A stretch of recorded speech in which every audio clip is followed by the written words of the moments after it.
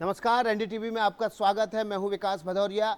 India का जो चुनाव है वो अभी भी चल रहा है इसलिए क्योंकि वोटिंग की प्रक्रिया तो पूरी हो चुकी है, लेकिन अभी भी फैसला आना बाकी है। लेकिन उस फैसले से पहले एनडीटीवी आपको बताने जा रहा है कि बड़ा फैसला क्या है। बड़ा फैसला आज हम आपको पोल ऑफ पोल्स के आंकड़े दिखाते हैं और उसके बाद हम आपको ले चलेंगे आपके लोकसभा सीट पर और बताएंगे कि वहां से कौन जीत रहा है और कौन हार रहा है। ये देखिए एनडीटीवी पोल ऑफ पोल्स का परिणाम 365 सीटें एनडीए जीतता नजर आ रहा है और इंडिया यानी कि इंडी गठबंधन 146 सीटें और अन्य को 32 सीटें यहां पर मिलती हुई दिखाई दे रही हैं। लेकिन ये आंकड़ा इससे भी ज्यादा दिलचस्प आंकड़ा है आपकी लोकसभा सीट का। तो शुरुआत करते हैं हम राजस्थान से और सबसे पहले आपको ले चलते हैं मरुभूमि की उस सीट पर जो दुनिया में सबसे ज्यादा चर्चा का विषय रही सिर्फ एक नॉमिनेशन के वीडियो से, और वो वीडियो था रविंद्र भाटी का, जिन्होंने निर्दलीय पर्चा भरा था। हजारों की भीड़ उमड़ी थी और बाड़मेर लोकसभा सीट पर अब क्या नजारा है वो हम आपको दिखाते हैं। देखिए इस सीट पर जो मुकाबला है उम्मेद राम और कैलाश चौधरी के बीच है। ये जन की बात हमारा जो सोर्स है, जन की बात के सीईओ यहाँ पर हमारे साथ हैं प्रदीप भंडारी, वो एक्सप्लेन करेंगे कि मुकाबला आखिर कैसे रविंद्र भाटी से हटकर उम्मेद राम और कैलाश चौधरी के बीच आ गया।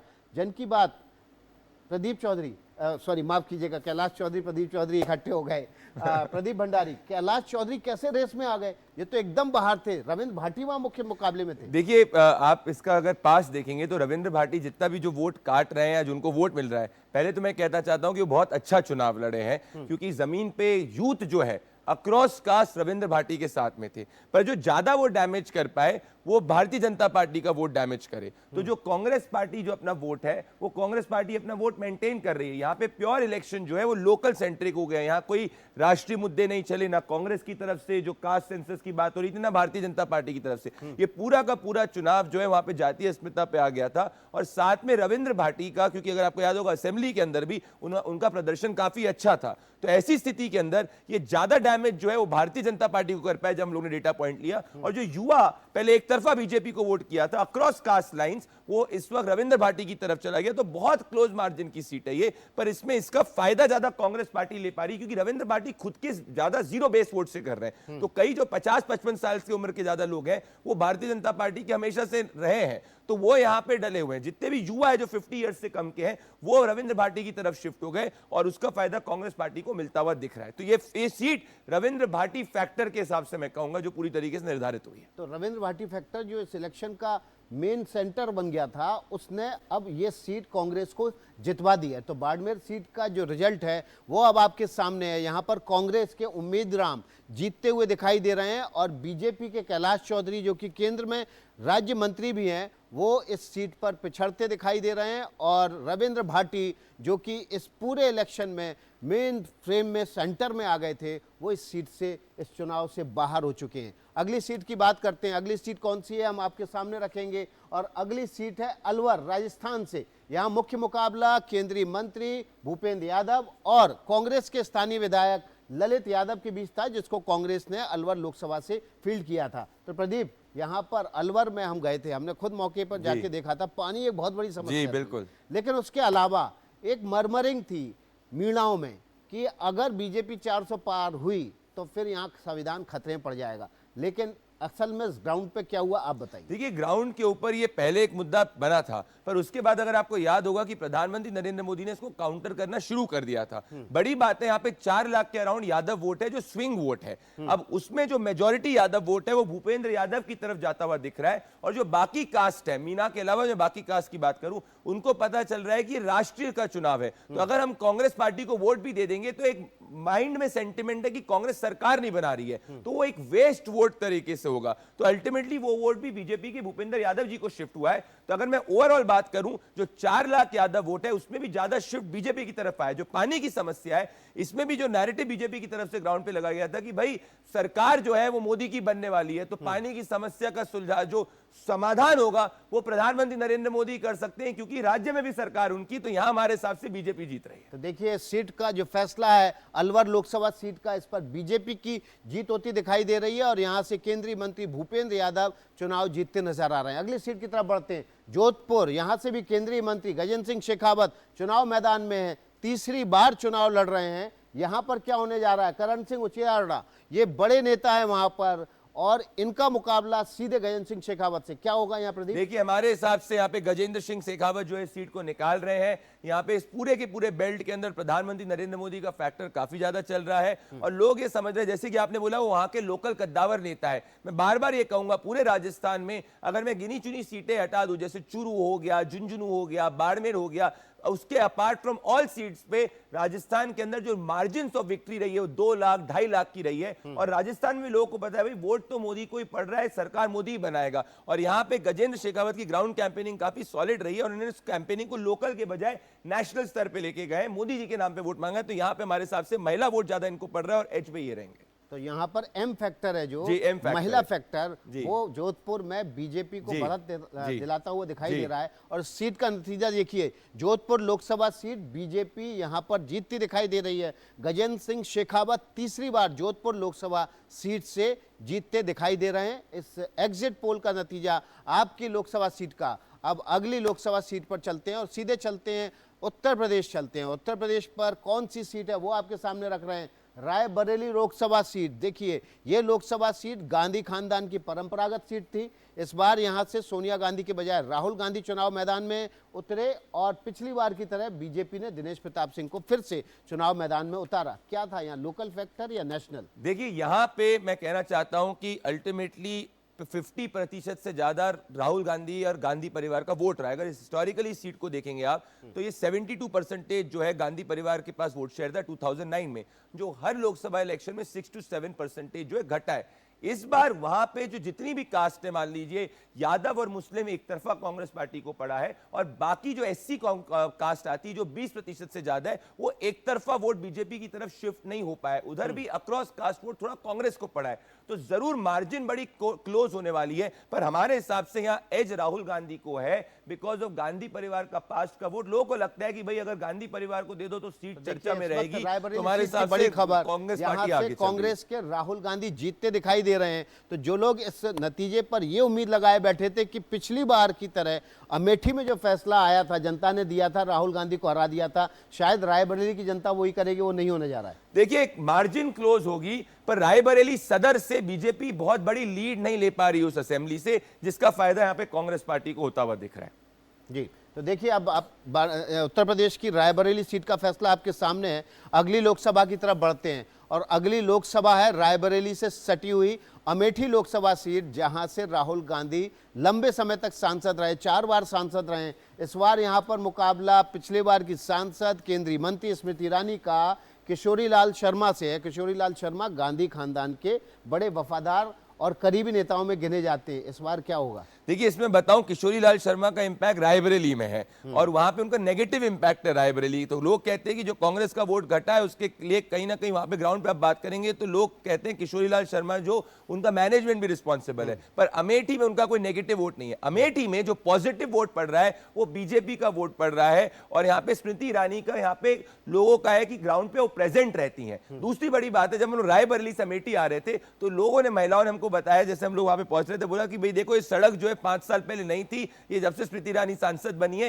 ये सड़क बन गई है। तो महिला यहाँ पे ज्यादा बीजेपी को वोट डाल रही है और गौरीगंज असेंबली से बहुत सॉलिड लीड बीजेपी को मिल रही है। इसीलिए जो पिछली बार 50-55 हजार, अगर मैं गलत नहीं हूं तो मार्जिन से भारतीय जनता पार्टी जीती थी, इस बार भी हमारे हिसाब से स्मृति ईरानी इस सीट को जीतती हुई दिख रही है। लेकिन बीच में तो ये कहा जा रहा था कि किशोरी लाल शर्मा बहुत अच्छा इलेक्शन लड़ रहे हैं, स्मृति ईरानी के लिए टाइट है। तो वो क्या फैक्टर थे जिनकी वजह से ये बात सामने आ रही थी? देखिए ये फैक्टर्स मेरे हिसाब से ज्यादातर माहौल में फैलाए गए थे, पर जब मैं वापस से कह रहा हूं, जो गौरीगंज असेंबली हमारे लिए स्विंग असेंबली है और वहां बीजेपी का एक तरफा लीड देखने को मिली और लोग ये कहते हैं यहाँ पे काम हुआ है। तो काम फैक्टर यहाँ पे चला है और उस काम फैक्टर के कारण स्मृति ईरानी जो है इस सीट के ऊपर लीड करती हुई दिख रही है। चलिए अगली सीट की बात कर लेते हैं। उत्तर प्रदेश की अगली सीट कौन सी है वो हम आपके सामने रखने जा रहे हैं। रायबरेली और अमेठी के बाद मैनपुरी, ये भी हाई प्रोफाइल सीट है और यहाँ से डिंपल यादव, अखिलेश यादव की पत्नी, पहले सांसद भी रह चुकी है इसी सीट से, उनका मुकाबला बीजेपी के ठाकुर जयवीर सिंह के से है, जो कि या विधायक भी हैं और मंत्री भी हैं। तो प्रदीप, इस सीट पे इस बार क्या होगा? क्या डिंपल एक बार फिर से जीतेंगी? देखिए, हमारे हिसाब से डिंपल यादव वापस से इस सीट को जीत रही है। यहाँ यादव वोट जो है वो एक तरफा डिंपल यादव जी को पड़ा है, और बाकी कास्ट के अंदर भी ठाकुर वोट को मैं हटा दूं तो ज्यादातर डिंपल यादव को ही वोट पड़ा है। और ओवरऑल यहाँ पे जो लोग हैं, ये उनका गढ़ है, यहाँ पे कोई एंटी इनकम्बेंसी ज्यादा देखने को नहीं मिली है, तो ये मेरे हिसाब से सीट पे कोई दिक्कत नहीं है। अच्छा खासा वोट समाजवादी पार्टी को पड़ रहा है। मैनपुरी की जो जीत है वो एक बार फिर से डिंपल के हिस्से आ रही है। समाजवादी पार्टी इस सीट को जीतने जा रही है। और इस सीट के अलावा अगली सीट की बात करेंगे तो हम आपको बताएंगे कि अगली सीट है बागपत, उत्तर प्रदेश की बागपत लोकसभा सीट। ये सीट इस बार बीजेपी के बजाय आरएलडी के खाते में गई है, और आरएलडी ने यहाँ पर अमरपाल शर्मा को राजकुमार सांगवान को चुनाव मैदान में उतारा था, और समाजवादी पार्टी से अमरपाल शर्मा चुनाव मैदान में थे। तो इस बार भी नतीजा जो है वो क्या लग रहा है आपको, आरएलडी के पक्ष में जाएगा?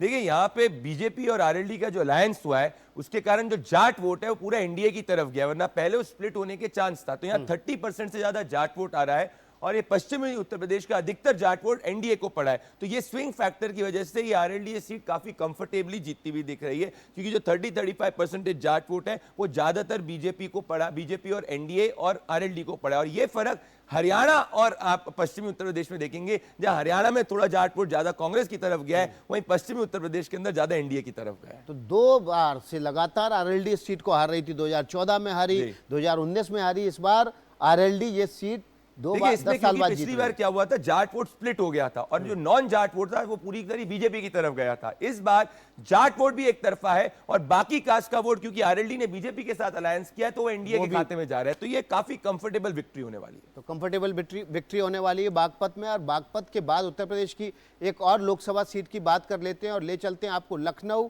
ये वो सीट है उत्तर प्रदेश की राजधानी जो परंपरागत रूप से भाजपा की, बीजेपी की सीट रही है। अटल बिहारी वाजपेयी के बाद इसको टेक ओवर किया था रक्षा मंत्री आज के राजनाथ सिंह ने। राजनाथ सिंह का मुकाबला समाजवादी पार्टी के रविदास मेहरोत्रा से है। मुझे लगता है कि एक कोई मुकाबला नहीं है, ये स्वीप है, लैंडस्लाइड विक्ट्री होने वाली है, यहाँ कोई मुकाबला नहीं है। तो यहाँ पर सिर्फ अब बात ही इस बात की है कि रिकॉर्ड कितने जीत के अंतर का बनता है। देखिए, जितना हमने पोल किया है पिछली बार से ज्यादा मार्जिन के साथ राजनाथ सिंह जी जीतते हुए दिख रहे हैं। तो पिछली बार से ज्यादा के मार्जिन से राजनाथ सिंह जीतते हुए दिखाई दे रहे हैं। नॉमिनेशन करने के बाद मुश्किल से 2 दफा राजनाथ सिंह अपने लोकसभा क्षेत्र गए, लेकिन जीत का रिकॉर्ड नया बनने जा रहा है। और अगली लोकसभा सीट की बात कर लेते हैं। अगली लोकसभा सीट कौन सी है? कन्नौज। ये वो सीट है जो अखिलेश यादव के परिवार की एक तरह से बपौती बन गई है, और यहाँ से अखिलेश यादव एक बार फिर से चुनाव मैदान में है। लेकिन सुब्रत पाठक ने पिछली बार अखिलेश यादव को पटकनी दी थी। इस बार सुब्रत पाठक क्या वो करिश्मा दोहरा पाएंगे? देखिए, ये बहुत ही कांटे की सीट है, इसलिए मैं बताऊंगा, क्योंकि यहाँ 2.5 लाख यादव वोट है, 2 लाख लोधी वोट है, 2 लाख ब्राह्मण वोट है, 3.5 लाख के अराउंड एससी वोट है, और साक्य वोट भी 2.5 लाख के अराउंड है, और 2 लाख ठाकुर वोट भी है। तो यादव वोट तो अखिलेश यादव जी को एक तरफा पड़ रहा है, पर जो लोधी और ठाकुर वोट है वो जा रहा सुब्रत पाठक की तरफ जा रहा है। तो ये सीट की जो मार्जिन है ये 50,000 से कम में होगी। ये सीट हम नहीं कॉल कर पा रहे। ब्राह्मण वोट, ठाकुर वोट, लोध वोट ये जा रहा है सुब्रत की तरफ, और यादव वोट और दलित वोट का कुछ पार्ट अखिलेश यादव जी की तरफ जा रहा है। तो पिछली बार भी अगर आपको याद होगा तो जीते थे 20,000 की मार्जिन से जीते थे। तो इस बार भी जो ये सीट है ये उतनी मार्जिन में ही तय होगी। तो इसको मैंने एक टॉस ओवर सीट रखा है, कड़ी टक्कर है इस सीट के ऊपर। जैसे मैनपुरी एक तरफा था, यहां मुझे एक तरफा नहीं देखने को मिला। एक तरफा मुकाबला नहीं है, कड़ी टक्कर कन्नौज में मिल रही है अखिलेश यादव को सुब्रत पाठक से। सुब्रत पाठक में 2019 में ये सीट अखिलेश यादव से छीन ली थी। इस सीट का जो नतीजा होगा उसके लिए आपको थोड़ा इंतजार करना होगा। अब उत्तर प्रदेश की अगली सीट की तरफ चलते हैं, और अगली सीट है कैसरगंज। ये वो सीट है जिसका सबसे आखिर में बीजेपी ने टिकट का अनाउंसमेंट किया था, क्योंकि यहां से जो सीट के उम्मीदवार थे करण भूषण सिंह के पिता, मौजूदा सांसद, उनके ऊपर कई गंभीर आरोप लगे थे, इसलिए उनको टिकट नहीं दिया गया। भगत राम मिश्रा यहां से समाजवादी पार्टी के मैदान में। क्या होगा यहाँ पर? यहाँ तो बहुत सारे संगीन आरोपों के साये में चुनाव हुआ है। देखिए, आरोपों के साये में चुनाव हुआ है, पर वहां जब जनता से बात करने को मिला है तो वहां एक तरफा वोट जो है बृजभूषण शरण सिंह के बेटे करण भूषण सिंह को पड़ रहा है। भले वो राजपूत वोट हो गया जो 10% आता है, उसका मेजोरिटी 70% यहाँ पे पड़ रहा है। भले वो ब्राह्मण वोट हो गया, उसका भी बृजभूषण सिंह के बेटे की तरफ पड़ता हुआ दिख रहा है। तो कैसरगंज की सीट में अगर आप जो मीडिया नैरेटिव देखेंगे वहां आपको लगेगा कि टक्कर की सीट हो सकती है, पर जब जनता से आप बात करते हैं तो वहां पे उन्होंने जनता ये कहती है कि भाई हमारे एक कॉल पे वो अवेलेबल हो जाते हैं। तो आरोप से हमें नहीं पता, हम जो है हमारे शरण सिंह के बेटे करण भूषण सिंह इस सीट से जीतते नजर आ रहे हैं। तो जो होल्ड है स्ट्रॉन्ग होल्ड है वो ब्रजभूषण शरण सिंह ने सीट पर बना के रखा है और उनके सामने भगत राम मिश्रा का इतना कोई स्ट्रॉन्ग होल्ड है नहीं। तो जनता को लगता है कि अगर एक ऐसे चुनाव में जब नरेंद्र मोदी चुनाव जीत रहे हैं, भगत राम मिश्रा को वोट देके क्या फायदा होगा। ऑलरेडी जब ब्रजभूषण शरण सिंह का दबदबा वहां बना हुआ है, तो ये सीट एक बार फिर से बीजेपी जीतती नजर आ रही है। जन की बात की सीईओ प्रदीप भंडारी हमारे साथ हैं और बारीक माइन्यूट डिटेलिंग आपकी सीट की रख रहे हैं। अगली सीट की तरफ बढ़ते हैं। उत्तर प्रदेश की एक और लोकसभा सीट और गाजीपुर लोकसभा सीट, ये सीट जो है वो अंसारी परिवार का गढ़ रही है। इस बार यहां पर क्या होने जा रहा है? अफजल अंसारी फिर से समाजवादी पार्टी से, पिछली बार बीएसपी से इस लोकसभा सीट से जीते थे, इस बार समाजवादी पार्टी ने इन्हें चुनाव मैदान में उतारा है। पारसनाथ राय, इनको यहां से चुनाव मैदान में बीजेपी ने उतारा है। क्या होगा प्रदीप इस सीट पर?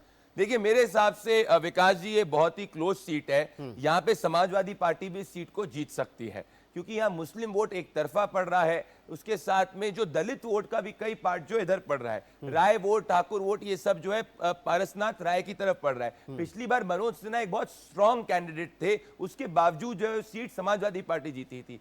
आज की स्थिति के अंदर मेरे हिसाब से मैं इस सीट के अंदर अगर अफजल अंसारी भी जीत जाएंगे तो मैं अचंभित नहीं होऊंगा। तो एक क्लोज सीट है, पर हमने इस वक्त इस सीट को समाजवादी पार्टी को दिया है। तो ये सीट जो है गाजीपुर सीट, समाजवादी पार्टी एक बार फिर से जीतती हुई नजर आ रही है। अफजल अंसारी इस सीट पर विजय होते नजर आ रहे हैं। अगली सीट की तरफ बढ़ते हैं। अगली उत्तर प्रदेश की एक और लोकसभा सीट जिसके बारे में आप जानना चाहते हैं, माफ कीजिएगा, आपको बिहार ले चलते हैं।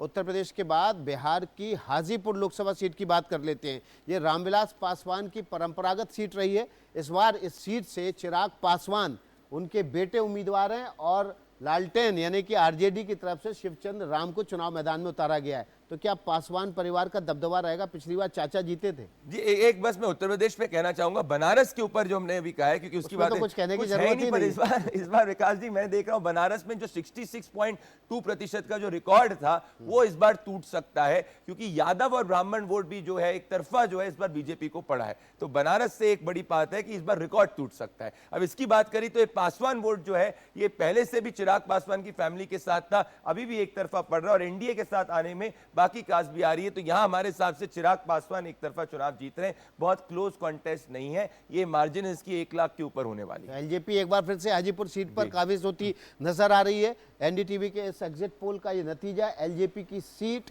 चिराग पासवान हाजीपुर जीतते नजर आ रहे हैं। अगली सीट का रुख कर लेते हैं। अगली सीट है सारण लोकसभा सीट। यहां से केंद्रीय मंत्री रहे रूडी लगातार चुनाव मैदान में बाजी जीतते रहे। राजीव प्रताप रूडी का मुकाबला लालू प्रसाद यादव की बेटी रोहिणी आचार्य से है।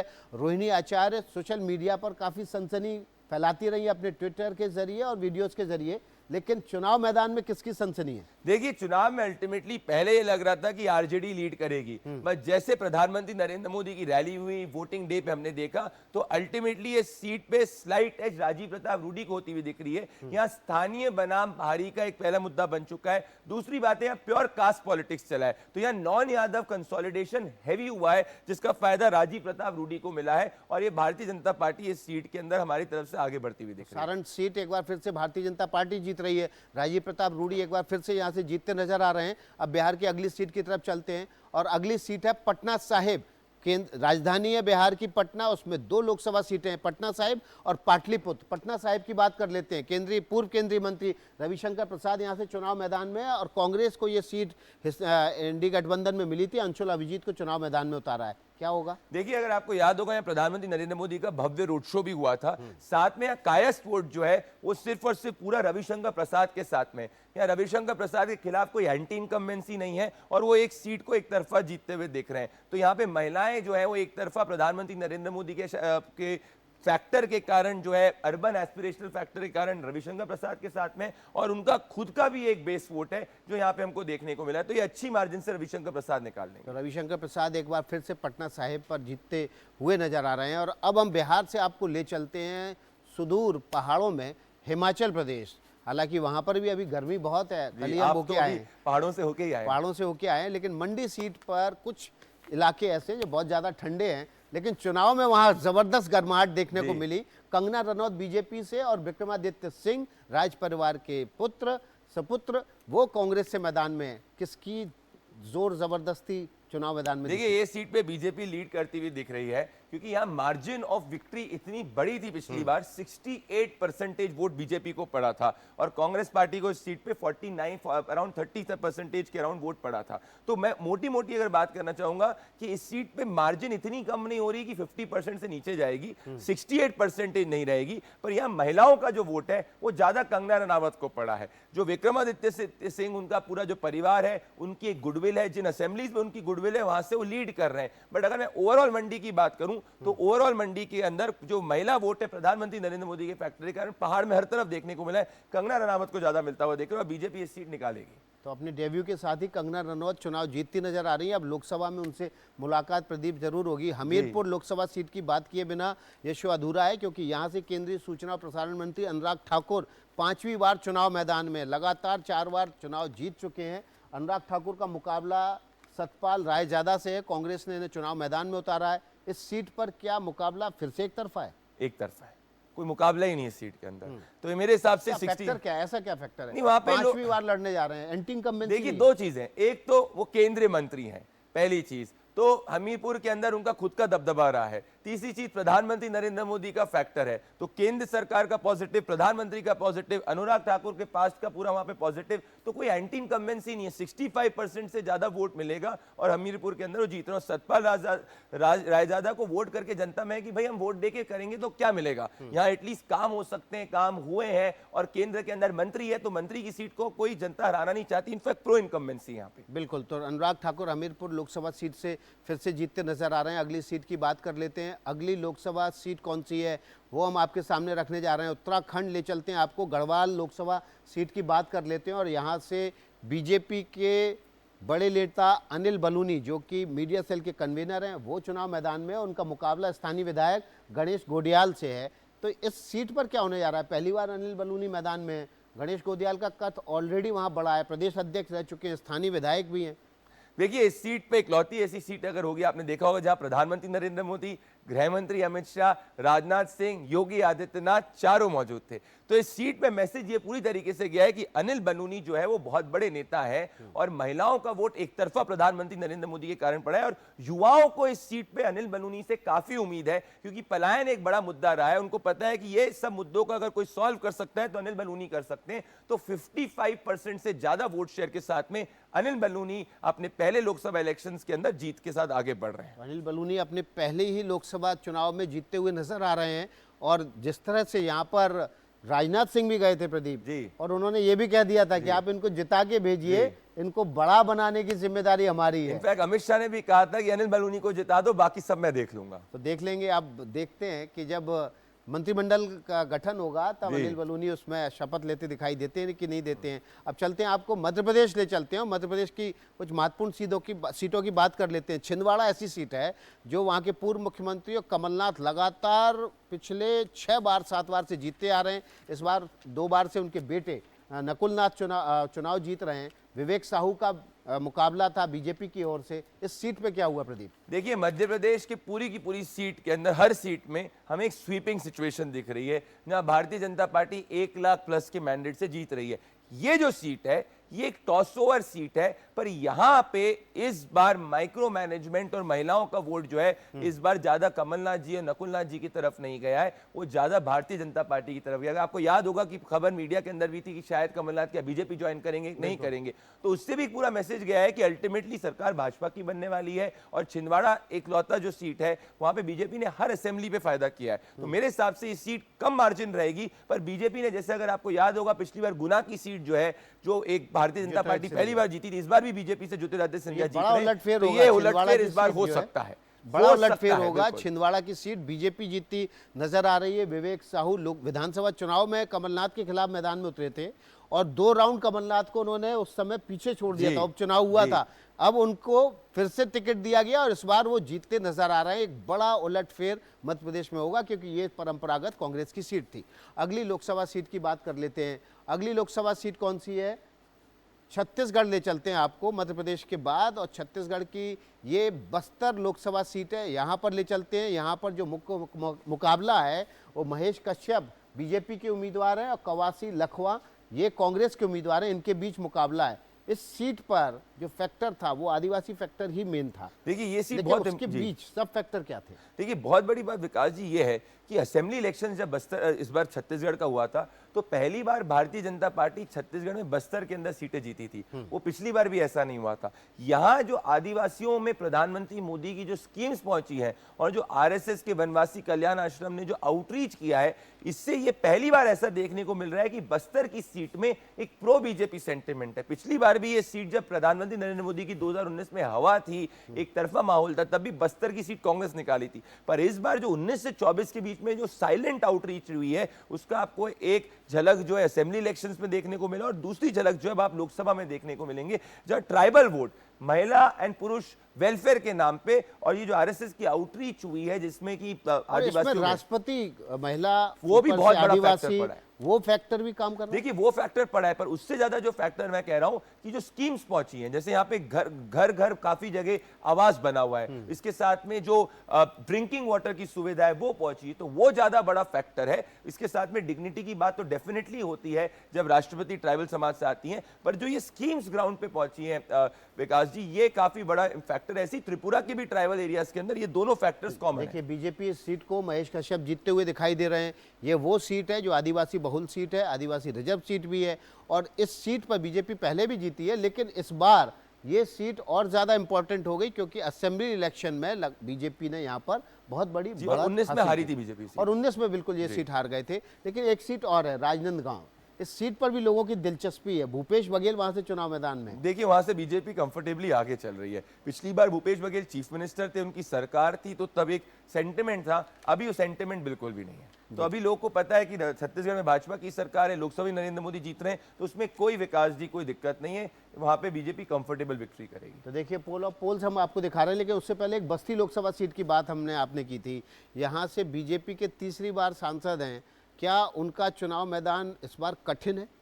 देखिए कठिन जरूर है, हरीश कठिन द्विवेदी। जरूर है जी। हरीश द्विवेदी जी हरीश जी कठिन जरूर है, पर बाकी आखिरी आते हुए तो मैं कह रहा हूं उत्तर प्रदेश की जो पूर्वांचल में बाकी अगर अक्रॉस आप सीट्स देखेंगे तो मैं 2 सीट अगर छोड़ दूं, गाजीपुर और घोसी, बाकी सब सीट्स पे बीजेपी का एक एज है और क्लैरिटी है, एनडीए की क्लैरिटी है जी। तो पोल ऑफ पोल्स का आंकड़ा आपके सामने एक बार फिर से रख देते हैं। एनडीए 365 सीटें जीतता हुआ नजर आ रहा है। इसके अलावा इंडिया गठबंधन को 146 लोकसभा सीटों पर बढ़त दिखाई दे रही है और अदर्स अन्य को 32 लोकसभा सीटें जीतती हुई दिखाई दे रही है। तो पोल ऑफ पोल्स के ये आंकड़े आपके सामने हैं। हमने आपको आपकी लोकसभा सीट का हाल भी बताया। ये खबरों का सिलसिला इस तरह से सीट बार सीट हम आपके सामने रखते रहेंगे। तब तक के लिए नमस्कार।